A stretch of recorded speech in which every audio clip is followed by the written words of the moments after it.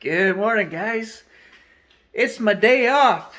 And I had literally 4 minutes to sit here and say, what am I going to do today?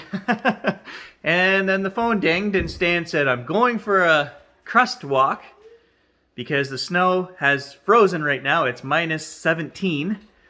And he wants to go for a walk up by where we do all of our old fort metal detecting. I don't know if he's looking for something, if he's looking for an area that he's researched, or if it's just Stan going for an 8-mile hike. I don't know. But Gage and I told him we'll jump in the truck. Gage has to be walked anyway. We'll go down, we'll meet up there. And I'm sure we will discuss where we're going to detect this season, any new research we have between the two of us. And knowing Stan, he'll probably bring some artifacts. He found something really cool. He posted it online. We didn't know what it was. You guys are going to be blown away when you see what this is. This is an historical piece that I never thought we would find. He found 2 of them, and I'll fill you guys in on what it is later in the video.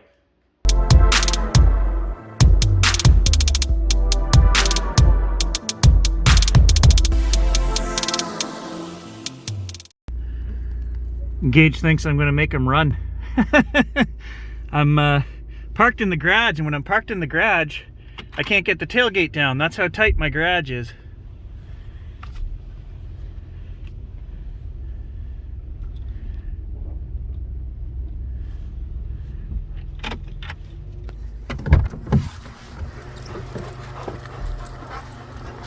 Who are we going to see?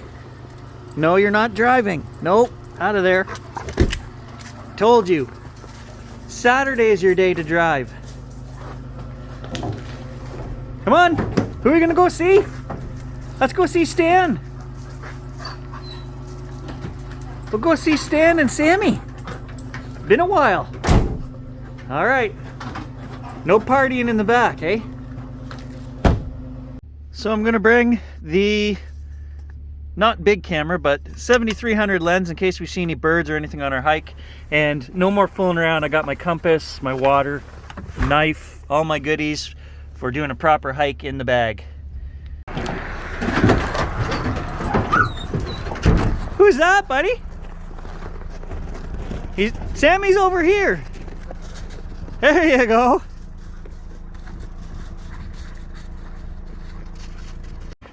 All right, so Stan also wanted me to show you guys this. He bought a new Quest Q30, and I was confused as to who makes these, and he said, well, Quest does. They're a Chinese company, and he wants to do a full review on the channel this spring. We're gonna we'll do some depth testing. We'll pit it against some of the other machines, maybe the Simplex. It's kind of in that same vein, and we'll just test it. 300 and some bucks. That's what you paid. 325 bucks I paid. 325 plus tax. 350. So that's right in the exact same vein as the Simplex. So we'll show you guys that later in the season as well. I told you guys Stan would bring some artifacts. Look at this. He found a musket barrel. You want to tell us about that? Where did you find that? That is a musket barrel I found on the portage where you did a video on out at the main passageway. Yeah. Under a tree, reaching in with the Simplex like this, and I got a signal. So I had to, crawl through the nasties and start digging, and the signal was long. Was there any other gun parts there, or is that it? That was it, along with a musket ball. I find it so weird that we find like that by itself, and then I found a striker plate by itself. Like, how do they lose half a gun? You know? This one was crushed. The end was crushed, damaged somehow. Oh, that was definitely bitten by a giant grizzly. Sasquatch. Oh, there you go. There you go. They're clubbing Sasquatch. Good. I believe it's old, late 1600s French. Okay, so it's kind of strange, guys. I don't know if you can see it on the phone, but there's 2 sights on this barrel. One halfway down the barrel, and then there's one down here at the other end. So maybe we can use that to ID this. It's strange. So of course Stan brought the chainsaw. He wants to do a little cleanup. Move some of these trees out of the way so we can detect in here. Up there, obviously, you guys know that area. That's where our fort was. But, you know, if we can get these side hills done this spring, that'd be cool.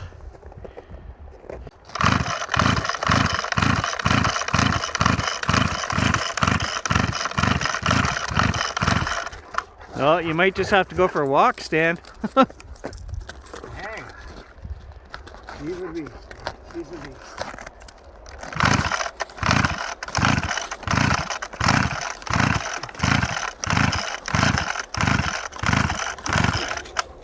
All right, I gave my go at the saw. That thing don't want to start, so we're gonna light a little fire and maybe we can warm it up and get it going. I was just telling Stan, this back marsh right here, if you drew a straight line through the bush right here, leads over to the fort site. And John and I detected this area. We found, this is one of the only other places we found artifacts all through here. And it was right along this little rock ridge that I found those 2 copper arrowheads. These here, I believed at the time when I found them that they were trade arrows from the English for the natives. We had found some other ones, and it never really dawned on me when I pulled these out of the ground. They're different. These are copper. These are green, and you can see there's copper underneath where, for example, where this one here has been scratched at the bottom. It's hard to see on the camera. Definitely made out of copper. Nothing like the trade arrows we found at our colonial site. These were within half a kilometer of that site, but they're completely different. I think these could be much older, 400, 500, 600 years old, and they would have come from, there was places the natives had down in the states, the northern states, where they were mining copper and making copper arrowheads. And I believe that that's what these are, but that has yet to be determined because I'm not an expert on arrowheads. So I said maybe this spring we should make a plan to just head up and detect to the back to the fort through here. Sounds like a plan, buddy. It's all prime. Yeah. Beautiful hard crust today. We can walk anywhere.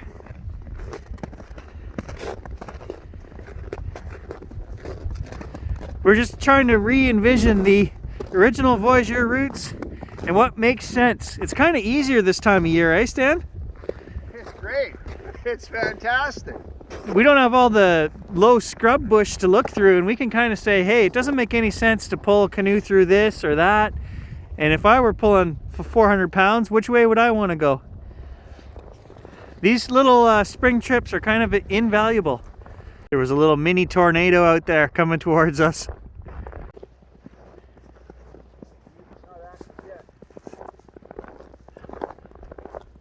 That's the trail that goes to the left, Gary. Yeah. We leave the cars just over the bridge. It goes to the left. That's that same trail system. Yeah. So one of the adventures we did up here, guys, we found an old homestead with a well and stuff. And John found some coins from the 1940s. That was directly up in there.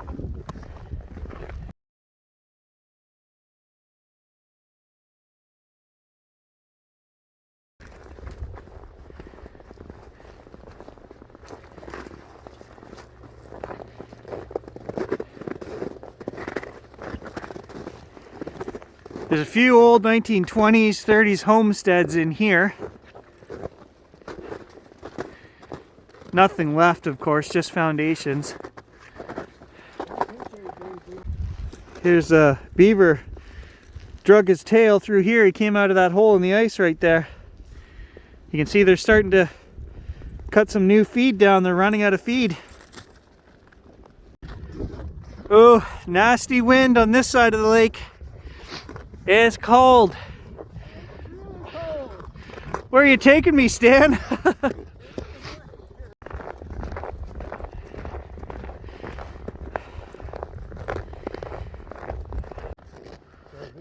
the fort house, and yeah, the old road cut across this bay here. So I want to take a walk over there and just try an elevation of the road bed where it would have been. Yeah. I got a musket ball right there, skeleton key here, the artillery button and musket balls at the top of the hill, as well as one of those sword clips. All right, so he just spoiled the surprise. We're going to pull him out. We'll show you guys what he found. It's one of the coolest artifacts that I would never have imagined that we would find. All right, it's treasure showing time. What do you got, Stan?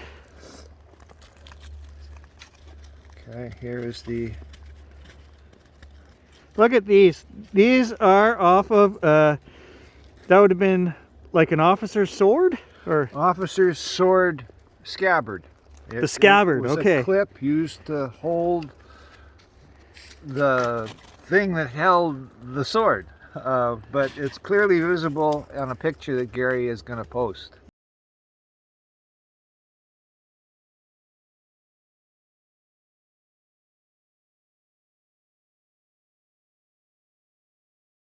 These are officer type clips, scabbard clips. They're called frogs. Frogs. Frog clips. Okay. They're called frog clips. I've never heard of them, but And I believe you, Stan. they're used to hold the scabbard holder onto the scabbard. Okay. I mean, you'll see it in the picture. And what else do you got here? There's a late 1700s British artillery button.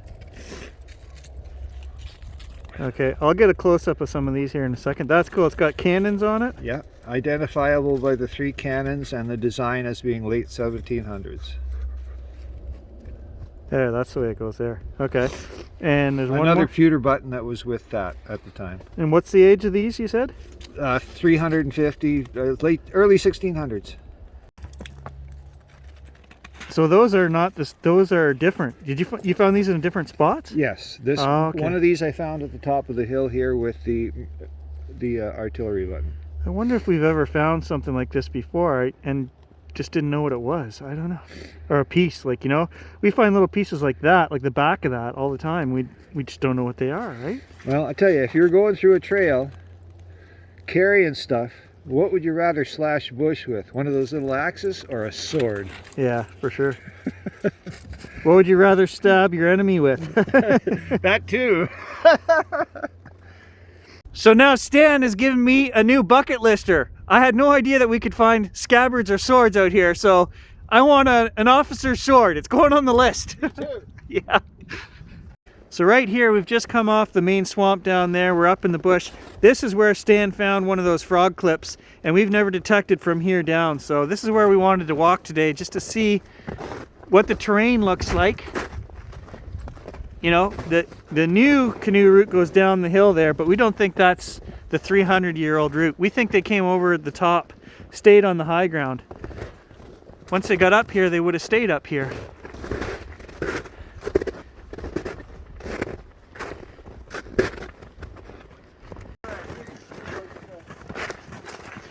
Stan says he's got a great big tree to show us down here. You know how Stan loves to find those ancient... Is it a pine?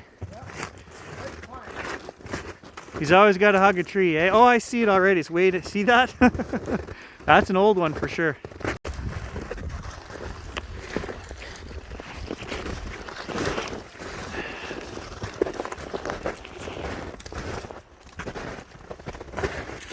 Oh yeah, that's a beauty.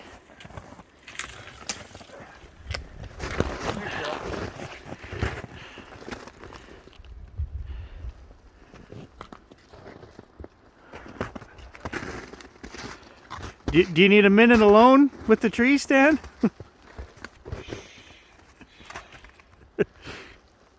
Reverence, Gary, reverence. You're in the company of greatness. That's an old beauty for sure. Put your fingers in her cracks. Dude, this is a family show. Hey, is that a bullet hole? Or is that something else?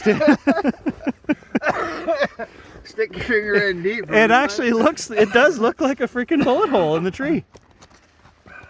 Old one too. Maybe a musket ball. Maybe. Tree's Take not the detector tree's not back that there, old. Well, I guess the tree might be that. What would you figure? 250? Oh, easy. 300? Yeah. What people always forget up here is we have such short growing seasons. So, you know, down in Arizona, we see those big cottonwoods that get this big in about 50 years. Not up here, guys. It's hundreds of years to get that big.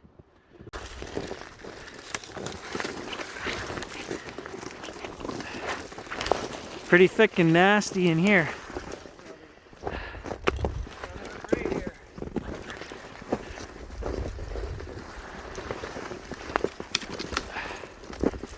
You'd never get through here in the spring, I know that.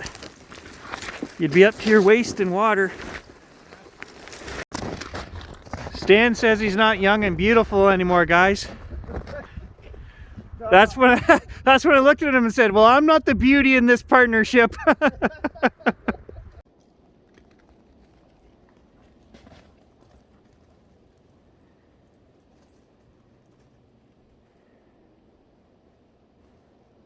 We're just coming off the big pond here.